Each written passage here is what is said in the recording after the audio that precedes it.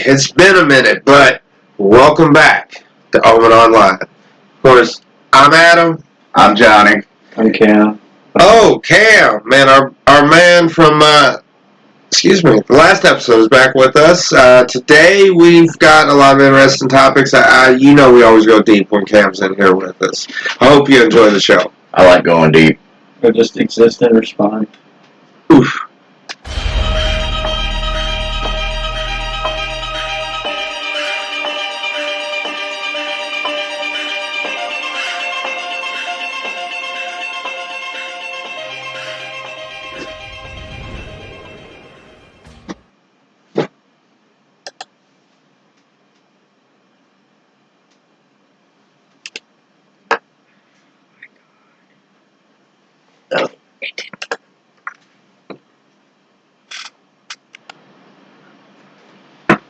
And we're back. So me and Cam, right? We were getting into a debate earlier. I wasn't here for that. We actually, with the way the world's going, we both kind of have a same direction where it should head, but we have different paths. We have different ideas that we think should be used to make this happen. You know what I'm talking about, right, Cam? Yeah. No. No. I don't. Okay. So I wasn't here's here the for thing. the conversation. We're both talking about world unity and politics and how to achieve something on this, right? And I believe we could have the people could have the power and the control of the direction of the world and bring it to unity. And while Cam's opposing side thinks that the people, correct me if I'm wrong, maybe you want to state it, but that the people themselves will maybe succumb to herd mentality. Is that more of a right way to say it? That's how I said it is. Right.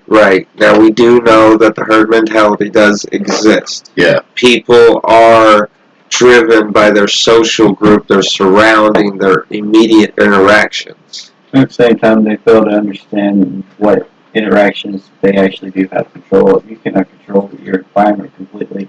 Mm-hmm. So a lot of your viewpoints stem from your own choices, and a lot of people fail to realize this from the failure to accept responsibility. Speak up. Okay. Sorry. Yeah, God, we can't even hear you. Give us some volume. Say it from your chest, man. Your chest. Yeah, but you were saying, you were saying how. He's talking to you. I know, but I was waiting for him to finish. Well, no, you were talking about I was trying to get the continue thing going on. You know what I'm talking about? But you were talking more or less how people are driven in a herd mentality. Well, I mean, it's not really necessarily people's fault. It's more biological fault with certain things. Like if you think about it, we have muscles in our ears that we can no longer use. That used to be able to function, move those freely. There's a lot of, if you take smiling into consideration, that's a predatory instinct that we only do because, we were meat eaters starting off. Smiling is a way to show that, hey, I'm a predator too. You're safer around me or whatever, don't attack me. But,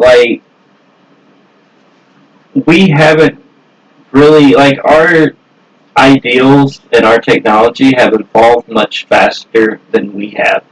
Well, yeah. That's we jumped 100 years of technological advancements in time that we shouldn't have jumped it in. Yeah, and there's a lot of questions on that, but this straight fact of it remains that, we're essentially no different than giving Middle Eastern tribes modern-day technology and expecting them to be able to be responsible with that, because we ourselves have not been responsible with the technological advances that we have had recently.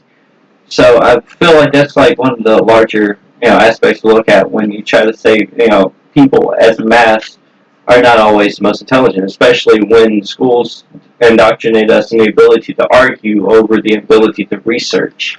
But at the same time, how much do you limit free growth to things that you know are there? No, I don't limit free growth. I mean, you were just talking about the access to technology is like giving, more or less you're saying giving like primates modern day technology and expecting them to do the right thing. You know what I'm saying? I just believe there should be a social contract involved with such things. Like, the more, not to quote Spider-Man, but the more power you have, the more responsibility you have. I know I've butchered that, but, whenever you have more technology, I feel like you should be more responsible for, if you're better at something, you should look out for your environment around you. I agree. By that point, you should understand how important your environment is and how it's not real. I think they say it's fragile. I think its fragility is maybe overstated.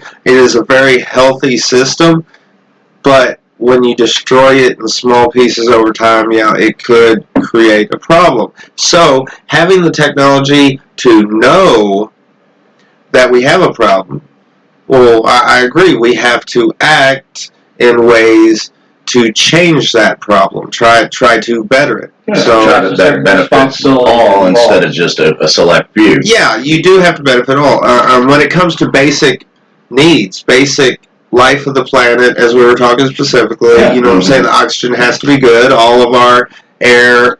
Because as the globe spins, the air spins around. So if even one part is horrible, then we're all going to end up breathing it. You know what I'm saying? As it gets worse, our children are going to get it worse. Mm-hmm. So yeah, in those sense, everyone needs that. Healthcare. Mm-hmm. Everybody should have basic, not elective healthcare, but everybody should have free, necessary healthcare. Yeah, they should. My sister, she lives over in Norway, and she says she doesn't mind paying the extra in taxes to know that if she has to go to the hospital or somebody else needs to go to the hospital, it's taken care of. Right. Yeah, and that's one of the things I don't mind, paying taxes for, but, at the same time, there's a lot of things that we pay taxes for that no one really agreed with. I think the money from taxes should have more accountability. More accountability to the people, to where it needs to go. Why do we have quadrillions of dollars going into black budgets that we're not allowed to know when we still have potholes on the road? Well, when I got to drive and my tire goes blah, blah, blah, blah, now because there's a massive pothole because of the ice. Well, and even, simpler than that, one thing that I do like to point out from time to time is if our government has enough money to send to overseas other countries, then our government, is my personal opinion, is taking too much money from us. Yeah, exactly. I agree, personally. Because, no, I don't mind helping out other countries, but at the same time, take care of your house first. Because if you're hurting, places like you Jersey can't help them. Yes, you have entire cities of homeless people. The rule is give until it hurts. If it hurts you from growing, then you can't further help other people. You shouldn't do it. You can't. But I think charity should be done completely on a person-to-person basis. If you choose to go with the thing, you can give money. If you choose not to, you can go without the money. You have, say you have to pay the taxes, but you get the choice where your specific taxes go to the things that are most important to you. Well, wouldn't that be interesting? Wouldn't that be an interesting system? Yeah, because there'd be a lot of charities that wouldn't exist, and some of them don't need to exist because they're not. It would actually simplify the system, and more money would actually go where you want it to go, instead of to the different charities to live and function. The things that you voted on are the things that your taxes go for. And there's actually enough people in our populace to actually consider trying to do something like that.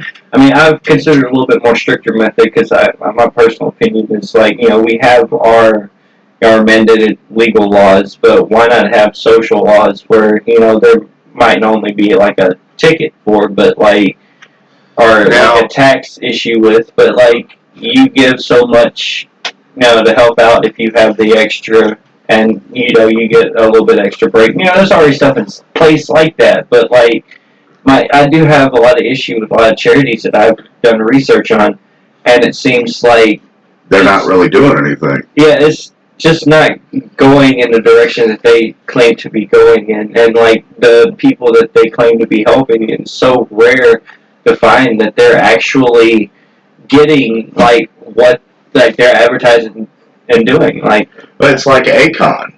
They were talking about doing this over in Africa and this and that. Well, what did he do? He went and spent his own money pretty much, and within a few months had electricity to people that and things that they needed. That I think people like that should be like boosted up in society severely. Like, it's doing good things for people.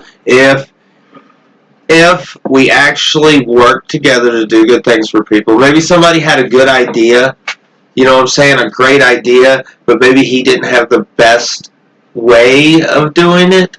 And other people had similar ideas, and like you said, we boost it in society, those kind of people to the upper echelons of society, and then they work together with, here's my idea, and then this other one's like, oh man, that's pretty good, but just think if you change this a little bit, and it would do like 10,000 times better. You got it really good. Here's another idea. And another person over here hears it, and they're like, that's awesome. What if to that picture I added this project that I'm doing, and it just ties everything together? Yeah, if it works for the betterment of mankind, I do believe that you should be able to have some kind of, you should be lifted up in some kind of way for that achievement. So I think at the end of the day, you should at least give something back for the species that you're born in. Not even just the species, just for the planet that you're from, because everything from this planet allows you to live. But you also have to think that if humanity rises up, we may very possibly inevitably wind up reaching out through the stars even after this planet's long done. Well, we should definitely take care of the planet's long gone. We definitely should take care of the planet while we're here. We should, like I said earlier, the more technologically advanced we get, the more responsibility we should take in taking care of the earth. That's why I'm always for like solar powered farming and stuff like that. Well, those are all great, but you still have some need of fossil fuel. You don't need it as much. There's a lot of fossil fuels in the production of green energy equipment. I think once the green energy equipment is in place, it will reduce the carbon footprint, but in the producing it currently, it makes just as much, if not more, of the carbon footprint. But it's the long-term goal. How long can we do this, and how much can we do it? Can we build these windmills and solar panels, and then also do other things with them, like certain states are legalizing hemp farming. Hemp farming, you can produce a lot more oxygen from carbon monoxide than rainforest, than even the rainforest. And so if you put like big windmills on a hemp farm, then you're doing both reducing the carbon footprint, you're producing additional product. Hemp fibers is bought by the government, the military. Well, the windmills aren't exactly a bad idea, but they also have to consider they're not going to work everywhere. It's like they're not going to work all the time.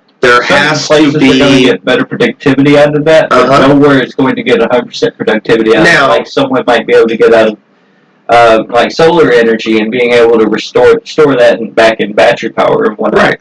Right. Well, I seen years ago, I had seen this video about this type of energy they were doing. It was this machine that they put on top of like the ocean, and it makes the waves make it move and create energy. I was just thinking of that. That's awesome. Just by it moving creates the force needed to produce electricity. Ladder into something like way more advanced. So, because if you think about it, it's like the waves of the oceans aren't much different from the waves of radiation. Like everything flows in a certain frequency. You just got to figure out what frequency that's at. And that's a great way to get into the rhythm as such. That's awesome. There was another form. It's kind of like, personally, I think hydroelectric power is great. But at the same time, you still have a footprint there. It is, but wait, what do you mean by footprint? Like the carbon footprint. You're How still much? having to use oils and lubes for the things, the machines. And it's producing the equipment. But eventually there Any might plastics, be able to be a better way of plastics are made from polymers are usually made from fossil or what? Fossil fuels is really a wrong term. Made from carbon-based fuels. We're using the power of our ancestors to fuel our comfort. Actually, right about now, we're using the power of our dinosaurs. Well, actually, they found oil in levels so low beyond that it could not possibly come from dinosaurs, biomaterial from the dinosaurs, from anything like that. See, they're drilling so deep now that they're seeing it as potentially a byproduct from the magma flowing through the crust and different things like that. I can see that. Right. So it actually may not be as limited a resource as we thought it was. Probably, but eventually, if it turns out not to be, then that's amazing news. But from currently, it just doesn't. I'm sorry, I don't mean to cut you. Oh, you're good. Go ahead. No, you go ahead. You were already on yours. Go ahead. It's a weird thing. It's a weird thing because honestly, America has based its oil-based economy off of buying everyone else's oil and not even tapping into ours, so that we end up as the last country with oil. And now that we know oil is everywhere, not only that, you can make gasoline fuels from coal. Really? Yeah. Yeah. All right. I didn't even know that one. Germany has no real oil deposits, right? Okay. But Hitler fueled the Blitzkrieg. He fueled all those tanks and everything, right? Mm-hmm. So where did he get this? Where did he get all this, right? And they have a lot of coal in Germany, and we found out they have a way to more or less liquefy coal to turn it into gasoline. Actually, that kind of makes sense to think about it, though. Hold on, I'll have to look it up. I'll let him look that up. Because he knows that part more than I do. But, like he was saying, though, our carbon footprint is one thing that is huge right now, because we've put out more carbon, even just America. We're among the highest in the world for our carbon use. Yeah, Asia's even starting to do better in China. Yeah, China had slipped down for a long time, came back up, and now they're starting to go down again. Right. Coal to liquids. Hold on, I got to get that. Go ahead. Coal to liquids. Can fuel made from coal replace gasoline? All right. And they're using this process. Where's it going? And this is Kentucky. Oh, man, this is right here at home. Yeah. They're using... Thanks. I wonder if that's why Trump was trying to fight for coal so much. You never know. But the thing is, we do have other sources. The Fischer-Tropsch process. The Fischer-Tropsch process is used to liquefy coal to replace gasoline. And it's what Hitler used to fuel his blitzkrieg across Europe. Now, here's my question on that, though. Coal, doing that's great and all, but even coal is a mineral that will eventually run out. Yeah. Right? So it's kind of like, let me go back to Avengers again. Remember what Thanos said about there being, a limited number of resources in the universe? Right. That is a very true statement. Very true. But there are many resources we can reproduce continually. Like, all right, quite simply this. Going back to hemp seed oil. You can make a biofuel from hemp seed oil. Okay, now we've done replace that fuel process. Mm-hmm. All right. And it's a heavily renewable resource. Your fibers, your cloth, your rope, all of that. Your polymers, you can use the hemp seed oil for polymers, I'm sure. Lego is you can make hempcrete. Concrete using hemp. Lego has gone from using their original oil-based polymers to make the Legos. They're now starting to use hemp. There you go. That just proves it. That just proves that hemp can be used. Shoot lasers in the trash and use them as building blocks for homeless shelters. I wish I had more information on that. That was just the article I read a few weeks back, but I found it really interesting. What was it? they're actually able to take trash, certain types of trash, especially like plastics and stuff, and like basically the layman's concept of it is that it's just shot with lasers and super compacted and made into like essentially like plastic type bricks, and they're using those to build like homeless shelters and stuff in certain areas. Oh, that's pretty awesome. It's kind of a new thing. It's not really off the ground so much as it probably should be, but I do really love that Well, idea. it's probably still in the testing and finding out how viable it is phase. Right. They're going to have to go through, check fire capabilities. Mm-hmm. You know what I'm saying? If it's like that, is it just going to catch fire and just like plastic back? Basically, they have to do safety regulations. Of course. But yeah, that's a lot. That's a lot. And safety regulations, some of them are ridiculous, but at the same time, they're there for a reason. Right. It's sort of how often some get skipped though. Well, this is true, but at the same time, I'm not in some of those places, so I can't keep an eye on them to see what they're doing. Like at my job, I'm not the safety rep, but I watch out for safety shit because I don't want to see somebody end up leaving, getting themselves hurt, mangled, deformed, or killed. You know what I'm saying?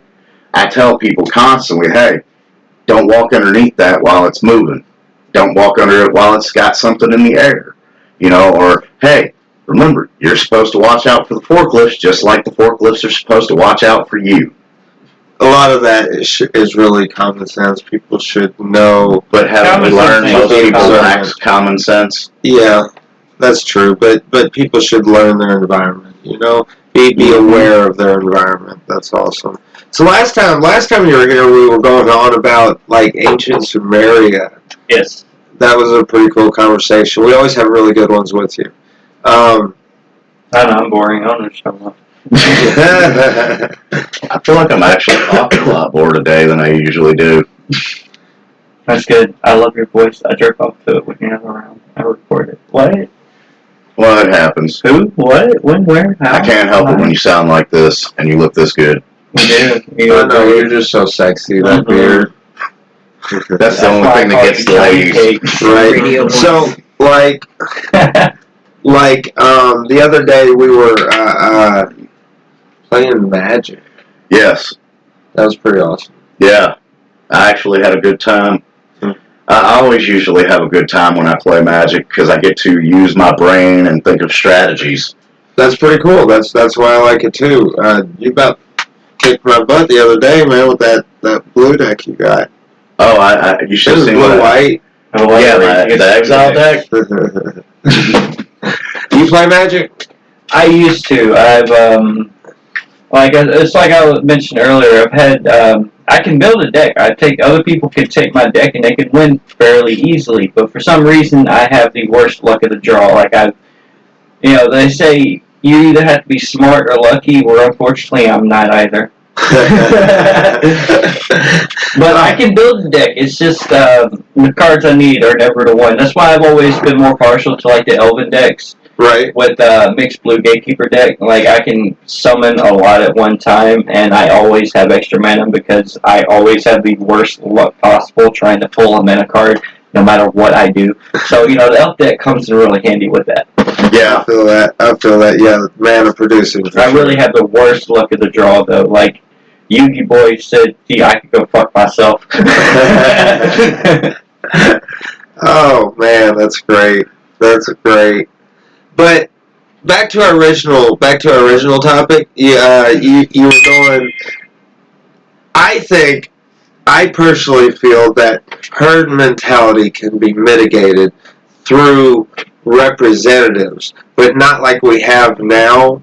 I mean, yes, elected representatives, but ones that don't have the decision-making power. They enact the decisions made by the people.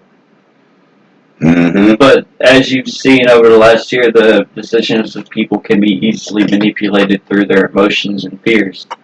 Actually, we've seen this over the better part of a decade with airport security and everything since then. And that's why I think we should layer it through a tiered system of voting, right?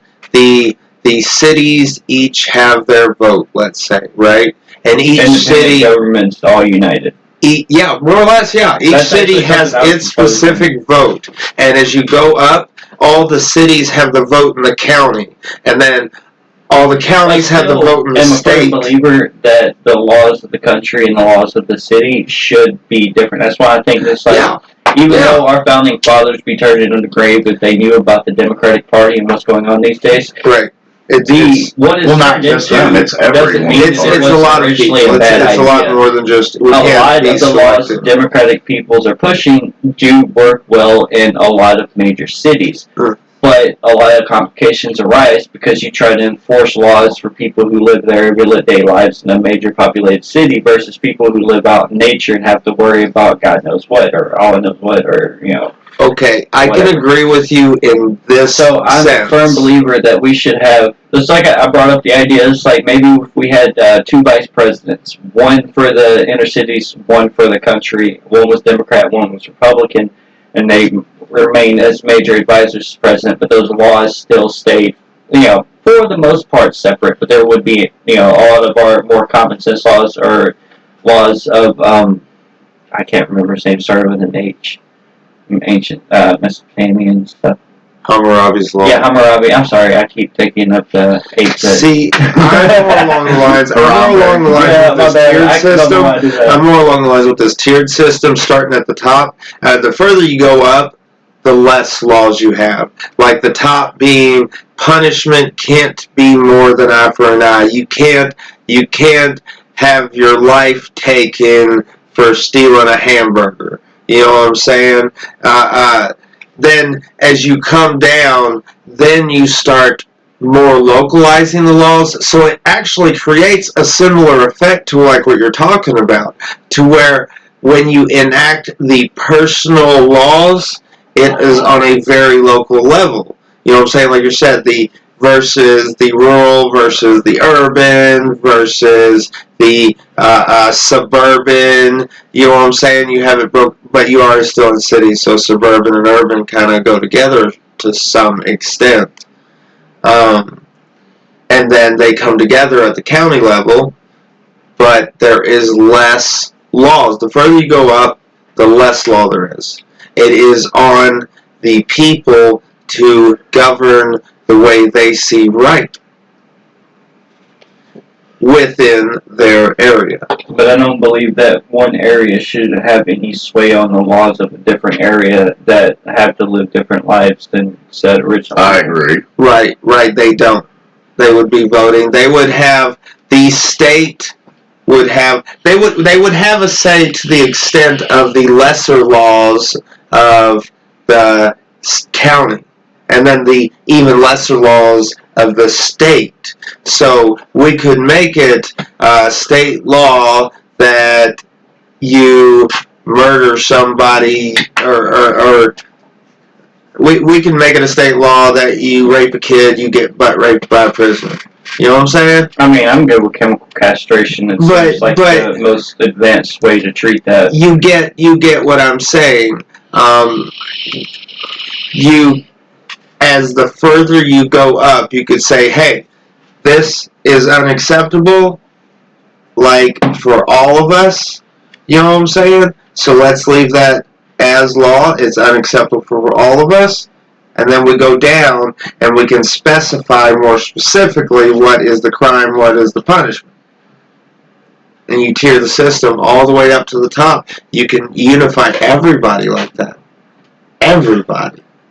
You can, as long as the society that participates in said laws all are at least slightly like-minded. And as another thing point out lately, we have not had a lot of like-minded individuals in our current society. This is a way to achieve individualism on a city level and come together in unity on a worldwide level. The capability is just, it's amazing. I mean, yes, I can see multiple upon multiple possibilities, probabilities of what that could come across, but at the same time, I also have to look at all the scenarios that could turn out with negative effects. Mm-hmm. I mean, you always have to take in consideration of one person that's going to take the way that you wrote something down a certain way and try to use it to their advantage to change what they want. Of course, And you you have to see be that in very, law, very like, particular, for the very longest time now. specific, and there is risk to it. There'll always be risk to it, because just like today, we interpret language different than they interpreted the same words in the past. It's kind of like in current events right now. You have Biden organization they can't really do much about the Second Amendment right to bear arms, but unfortunately our Constitution doesn't say anything about ammo. So now they're trying to put laws against how much ammo you can own at one time. Interpretation, no matter how well you think you got it down, it's... And yes, there's always a way to manipulate, so you have to close as many doors as possible. That's probably why they have so many amendments to things. Right. True. Because of the fact that people have figured out ways to cheat the system, and the system doesn't like being cheated, so it figures out how to screw them. Of course, here's actually the funny thing about that, though. I've recently discovered that a lot of gun companies that sell directly both online and in person, because, when you order online, you got to order it to your local gun store, and you still have the waiting period. It's not like it's not like ordering something off Amazon, get it next day, pay or whatever. Yeah. You still have all of these hoops you have to jump through, and actually online, yeah, you have the convenience of picking what you want from home, but it's actually a longer process. Well, one thing that I love that since, and a few gun companies have actually started doing when you're especially trying to order online, is under their check mark, your legal age and whatnot, they had, did you vote for Biden? If you click yes and you voted for Biden, it'll redirect you to the Biden page where they're trying to limit your amount of ammo and limit your ability to order offline. So in other words, what you're saying is they're giving you facts of what's actually happening, so they're redirecting know. you, but at the same time, you cannot order from them. And they, people have tried to call them up and complain, and I've actually heard some of those audio clips. It's very entertaining how polite they were about this. But they say, if you support the downfall of our business, we apologize humbly, but we do not want to accept your money. Right. That's right. If you're voting for a closure of a business, know that business should be able to refuse to do business with you. And to tell you the truth, all businesses truly should have, are supposed to have the right to refuse service. Yeah. And it shouldn't be based upon your race, your religion, or anything like years It ago, should always be based upon you as an individual, whether you are a piece of shit or not. And then that's a challenge because that comes down to the individual not being some kind of way. Because if you promote someone and don't know that they're racist bigot or something like that, and they get into a situation and goes, you slander word, what if... Well, I get that. It's kind of like how most Democrats went against Trump a lot, trying to say he was racist and this and that. But yet the man has all kinds of awards from the NAACP. He's friends with shitloads of black people and everything. He got the Ellis Allen Award. He bought a club. He bought a club in Florida, a segregated club, and turned it into a blacks and Jews club. I didn't know that one. Yeah, he bought a club, and it's like, and it's not that we're advocating for Trump here. We're giving you facts. That's a true statement. That's not pro him in any way. Let me get a cigarette. You know it's my last two. I got you back. My pack's just not in here, and I can't get off camera to go get it. I feel that. I should have been more prepared. I wasn't ready for this. No, I wasn't. And I mean, like personally myself, I used to, I'm a registered Democrat. I have been since I was 18 years old. Right. And I've mostly voted Democrat, but that's because the people that came up, I liked what they were about. I liked what they were for. Now, personally myself, Biden, I don't care for him. But that's me. And, I mean, and I didn't even, I wouldn't even voted for Trump either. I would have gone, personally, I was leaning more towards Joe Jorgensen. But that was me. Even though I'm a registered Democrat, I think for myself, I figure out who I think is best for the job. Right. And personally, it shouldn't be considered a job. It should be considered an honor. It's a It's a great service, responsibility, public though. service. Yeah, that's why I'm saying you should be honored to be in a public service job like that, because guess what? You were voted in by the people, and the people are the ones who are supposed to have the power. Mm-hmm. But that's my take on it. And if only we could prevent people from abusing things. You know what I'm saying? And I really believe that's completely possible with blockchain technology, setting up our election system through a blockchain ledger network to where you couldn't fake votes if you wanted to. You could vote from wherever you want as long as you had your ID that confirmed your address. You know what I'm saying? You solve every problem we have. No fakes, no dead people. It would stop all of it before it reached the end, and everybody's vote would be tallied properly, because you can't hack that system and change counts, change votes, change whoever the fuck you want. Because write in dead people, write in, change laws in the government. It's quite simple. You put your ID in, you click the vote, it's instantaneous. There's no mail-in time period, waiting period, and the mail was late, put it in anyway, or it didn't happen like that, or I don't know and I don't care, just solve the problem. Blockchain ledger for the election system solves the entire problem, fully transparent. Especially if it has a set deadline. Well, yeah, you do your vote, the time runs down, and when you do your vote, you could do it 2 seconds before, and it would instantaneously count it. And that'd be it. 2, 1, 0, voting stops, button deactivates. It's simple. Exactly.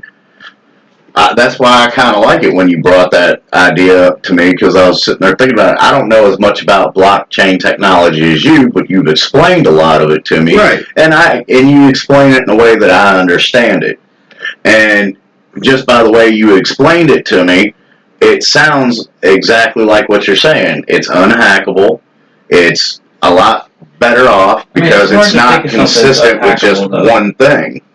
Right, it's not. It's spread across from so many different things. Yes. That you can't just go in and change one thing. Blockchain ledger, and I'm going to try. This isn't going to be exactly right, but I'm going to simplify it as much as possible. If you had an Excel workbook with all its information in it, right? Mm-hmm. Now somebody hacks into your computer and changes that file. Okay, the information's changed. Now, if you had that same ledger copied on thousands of computers, and when a transaction was processed, you know what I'm saying, and it goes to change the information, the computers look at each other and say, hey, this is what I got. Is it what you got? Yeah, it's what you got. Hey, you over there, is this what you got? Yeah, cool, we're good. Transaction goes through. Mm-hmm. Now, you hack a computer and change their ledger, and it goes, hey, this is what I got. Galaxy, you said, no, that's not it. Another one, what about you? No, sorry, man, you're wrong. Next one, no, man, that's not it. You know what I'm saying? You would have to have so many hackers hacking into so many systems at one time that it would be noticed by somebody. By that time, you would do what was called a fork of the ledger. You would more or less clone the ledger and set that as your main process ledger, and those people would be stuck with the old ledger. Reset it at a point before they even attempted to hack it. You know what I'm saying? And that can be done by consensus of the people. You know what I'm saying? Mm-hmm. 1,300,000 people, you know what I'm saying, say, we're going over here. We see what you're doing. Bye. And then whoosh. There we go. New blockchain ledger, right where we left off. Good times. It's safety net. It's transparency. It's the way. This is the way. Did you say that because of my Baby Yoda shirt? Oh man! Look at those ears. Now go ahead. It's like I can see the value of that idea. It's really amazing, but like I said, I generally like to try to think of every conceivable outcome, especially, unfortunately, the way that I think. A lot of the more negative outcomes, and it works a lot with you're trying to contemplate, safety purposes and whatnot. But something like that. It's like one problem that I would have to point out is like how many different ways can you verify one localized vote for some small government area that can be corrupted? Because at the end of the day, if you're familiar with the 20/80 rule, it only takes 20% to control the 80%. Well, I mean, it's a great idea, don't get me wrong, but I'm always thinking about what can go wrong. all right. Well, The 20/80 would. It's usually more of a language principle, but it seems to relate to a lot of other things in real life. By having the tiered system, right, you would be able to mitigate that because this county is giving their elected official their consensus, right? And then this county is giving their elected official this consensus. So one that mitigates this area has more people than this area has more people than this area as you get the tiered up system. Now it's very important to keep it that way for security issues, but it should be less important as long as the laws stay lesser as they go up instead of greater. Right? Greater punishment, but there's less laws. Is like if you really went this far, where you're getting it, man. You know what I'm saying? I would be to the extent of a general rule. I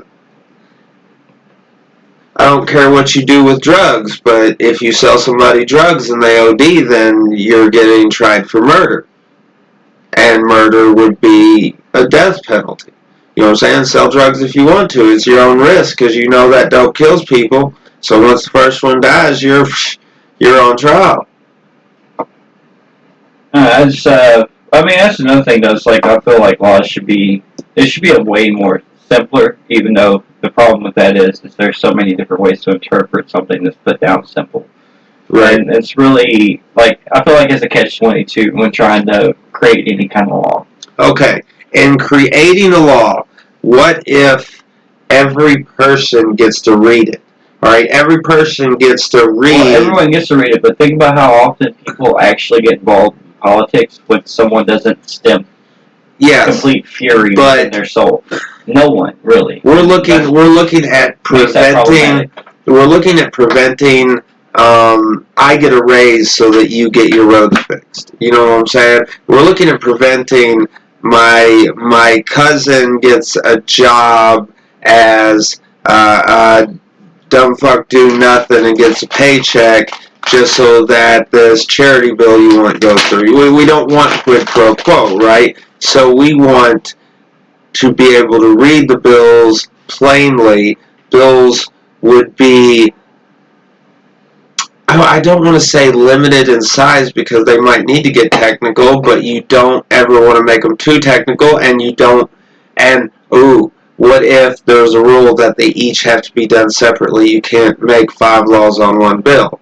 I agree with that. I definitely agree with that. That would stop it. These new Green Pact, like that has nothing to do with saving the environment anymore. One law, one bill. That would be a hell of a fix. Yeah, because every bill they seem to try to put 5 to 10 or more laws in there. Yeah, and like I said, like those raises and the quid pro quo and all that. It's like you really want this law to go through. You're going to scratch my back. Well, that would stop that. Because really, they shouldn't be scratching backs for that anyway. They should be listening to the fucking people. Right. And real simple. Why's your back getting scratched with my money? Mm-hmm. And what am I getting out of it? Absolutely nothing. Are you serious? Exactly. You're going to take more money from me? Right. That's got to stop. I mean, I work my butt off at my job. I make a decent bit. I make decent money at it. You know what I'm saying? But you know how much between taxes and insurance that I pay? I pay out at least a week alone, probably 1/4 of what I make. Well, And that's a lot. And It my adds money ain't going to things that I think it should be going to. I don't get a say-so as to where my tax dollars go. and that's a crazy thing with them taking so much money from us. How much do you think it costs to run the IRS, just employment expense and technology expense alone? It costs the billions. IRS from private Right. banking. So why are we spending that much money to have that much more money taken from us?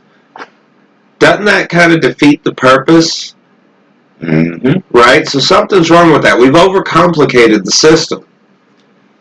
I mean, If we way just back in cut the day, out- your taxes were done by the government. You got set back whatever, and it was actually lobbyists that brought about the need for places like TurboTax and H&R Block. We didn't originally have this. We didn't usually have to jump through these hoops to get our taxes back. Mm-hmm. This was all done by different lobbyists working through, and I'm not going to say with certainty because I don't currently have proof, but it's like the IRS, Federal National Reserve Banking, that's about as federal as Federal Express. That's all private. The Federal Reserve is a private company. Yeah. It's not owned by us, and the thing Exactly. is, for every dollar we get through them, we owe them $3. Our government borrows from the Federal Reserve while the Federal Reserve takes the people's money through the IRS. We didn't always have that either. Thank Woodrow Wilson's bastard asked for that. Right. So the way to solve that would be to get rid of the IRS completely. Maybe down to a few offices of people that can calculate income, not income tax, but sales tax. Get rid of the IRS. You're already gaining money by saving money, right? Saved money is gained money. Mm-hmm. Then you change the tax system to real simple. If you spend money to buy things, you pay a sales tax on it. No income tax, no death tax, no stupid tax this, stupid tax that. You just pay sales tax. Alright? And people wonder how much money that would generate. Well, first off, it would generate states to sponsor tourism industries so that you're pulling in outside state and country money through the sales tax. So not only are citizens paying taxes, but foreign visitors are also paying taxes. Out-of-state visitors are paying taxes. Guess who else? Illegal Immigrants that people complain about because they don't pay taxes. Guess what? They're paying taxes. Drug dealers, criminals, people who don't pay taxes at all and leech money. They spend money like crazy. Exactly. So when they spend money, if we taxed them when they spent the money, look at all that tax revenue we gained. That is actually an incredible idea. The one thing I would like to point out about that is you do have a lot of places in, like, especially major cities where people's like, I forget the name of this one politician, but he was like, the people are stupid, so we can tax drink sodas, like fountain drinks, extra because they're not smart enough to know what's good for them anyway. So you have a lot of places where they have certain laws in effect where they actually already pay taxes extra. Well, it's like cigarettes. You pay extra taxes. Well, yeah, I was just going for something a little bit more current, but yeah, that exactly. They did raise the tax. Okay, certain states made sodas. They used to be considered a grocery, and therefore you didn't pay taxes on them. Yep. But they made sodas a non-grocery, and you have to pay taxes on them. Well, to me, sodas are a non-luxury. No, a non-grocery. Oh, well, a non-grocery. Sorry, they're like a luxury item because when sodas originally came out, most home people didn't buy sodas to be drank all the time. They bought soda to be drank like once a day or every now and then as a treat. It wasn't something that, you were meant to drink. Soda's not something you're meant to drink all the time. That kind of goes into how society is now and how a lot of the mental health issues have actually developed because of the lack of restraint of people, like, always chasing what they want. It's like, how do you ever feel fulfilled if you're always getting every little craving you want and everything? Some people have to work for it a little bit harder now. Your serotonin doesn't kick in. The poorest people tend to be more happy with more little, where your more wealthy people tend to not really know how to find as much happiness at times. Because they get that instant gratification a lot of times. Exactly, and like that, I think that's more of another societal issue that we currently face. Right, right. I can feel that. I can feel that. People in power tend to want to stay in power. Just like a force in motion tends to want to stay in motion. Exactly, Right? and sometimes things get really, really dirty to achieve that continuation. And sometimes you're right. When they are, say, a narcissistic personality or some negative personality type, they will do anything to keep and grow that power. And that's definitely a dangerous situation. And that Unfortunately, history shown us religion has been abused a lot in that regard. Well, yes. religion can easily be turned into a tool for suppression and slavery, and that's horrible. That's another reason I believe people should do a little bit more self-searching instead of reading archaic books. Like, they're good to like follow guidelines on, but we have a way larger understanding, way deeper understanding of the world around us than the people who wrote the Bible. And while their ideals, the idea, you should be a good person, love thy neighbor, is good, but a lot of the stuff that people take like word for word, like the whole thing where you're not supposed to eat pork. I can respect someone for giving up pork. He gave me at the same time. he gave me a good example of why that. Pork back Oh, sorry. He gave me a good example once of why that may have been considered back then. I think we've lost the concept and difference between the law of God and a godly law, right? Because we look at things like trichinosis that come from undercooked pork, and the lesser ability to cook back then, open fires and things like that. So it was godly to stay away from pork because everybody was getting trichinosis. No one knew what bacteria was back then. Right. So it wasn't a law of God, it was a godly law of man. Stay away from this stuff. You get this stuff that gives you lockjaw and it's all kinds of crazy. Right. Don't eat this. Right? But now we know better. So now we've advanced and we do need to look at it from another perspective. Well, at the same time, you also get a lot of stuff that, because it was originally spoken in a different language, you have a very... Lost in translation. Exactly. And, like, one of the most common ones that I have discovered is actually, I've done a lot of research and meditations. When I'm not necessarily Christian, I'm into theology. I deeply research any religion I come across, and sometimes I go back into other ones. And, Southern Baptist is what I was raised in, so a lot of times I'll go back and meditate on stuff that I've read through that. But one thing that I seem to find in older scripts is one of the 12 Ten Commandments. Sorry, one of the 10 Commandments that is actually broken the most, and the biggest offense. The people with the biggest offense of this is actually modern day Christians. Is thou shalt not take the Lord's name in vain. Now, the GD, which I'm not really comfortable saying because I feel like my grandparents will come out the grave and smack me upside the back of the head, so I'm not going to say it. But technically, yes, that is taking the Lord's name in vain because you're saying what God's will is. But that is what that commandment is about, is you shall not speak for the Lord. He is more knowledgeable than yourself. Right. You will not take improper action in the Lord's name. Exactly. That's how you do not take the Lord's name in vain. The Crusades, simply being a war of God, was taking the Lord's name in vain. And they actually did realize that one and, abolished their army, which, was a small feat for a long history of sinful nature from a church that supposed to lead people away from that idea. It's kind of like I played Dante's Inferno a few years ago. I've read I haven't read the comedies. Yeah, I haven't read it, but I played the game, and it falls along a lot of the things. Like, they were all given absolution for what they were doing, that being told by the church that they would be absolved of all their sins for that. Thou shalt not kill, and the other things that they did. But guess what?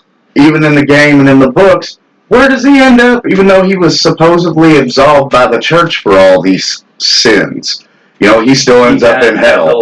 He had to, according to the books, he had to crawl his way out of hell into purgatory and eventually earn his way into Paradisa. Yeah, which was paradise. See, and that's a crazy thing. It's real simple, like the law: thou shalt not kill. Thou shalt not kill. That's pretty plain. But is there any one of us who doesn't kill to eat, to sustain their body? That's another thing that goes back to what I was saying about having more of a being more technologically advanced. We should take more responsibility. Like, I might not like the idea of eating cloned meat, but I'm not going to be against the idea of researching it for being able to eat in the future. And that is an interesting thing. Some it's of the not algae that they've actually discovered that has enough proteins that you can basically just drink like 3 of these a day, and it's just like having 3 full meals. Like, from what I've heard, it still doesn't taste all that great. They still got a little bit to go with that part, but like it's kind of like kale. It's disgusting. I haven't tried that yet. I've tried kale. I do like that idea. But anyways, we are coming to the end of our show. We are coming to a conclusion. That's so much fun to talk about. Wah, wah, wah.